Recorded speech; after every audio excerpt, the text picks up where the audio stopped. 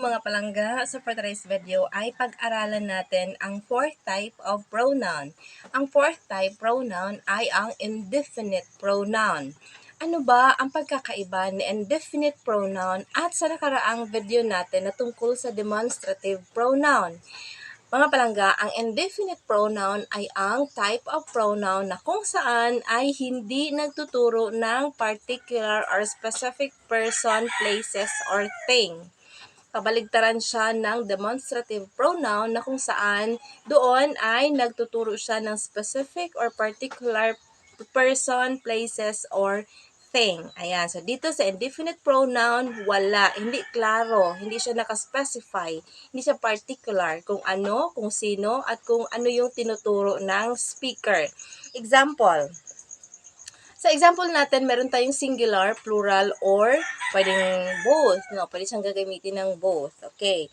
First, we have another. Okay. Sa word na another, hindi specified or hindi particular kung ano ang pinopoint out ng speaker. Ayan, singular ang another.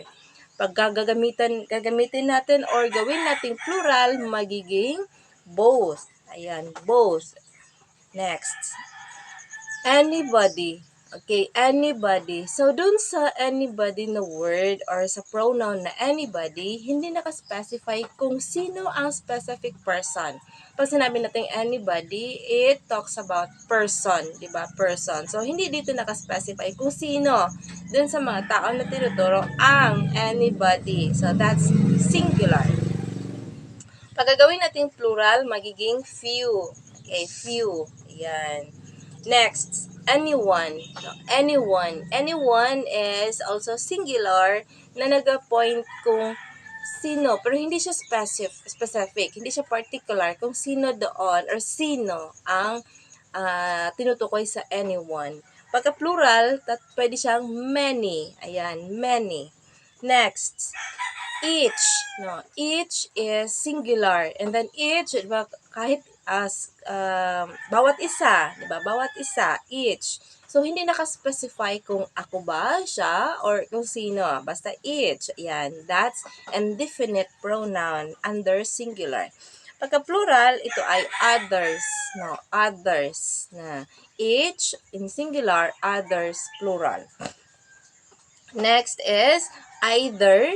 Either in singular or either, depende kung ano yung papaano mo i-pronounce.